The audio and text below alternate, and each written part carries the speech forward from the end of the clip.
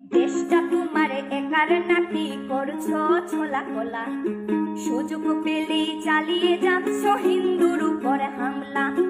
দেশটা তোমার একার নাকি করছো ছোলা কোলা, সুযোগ পেলেই চালিয়ে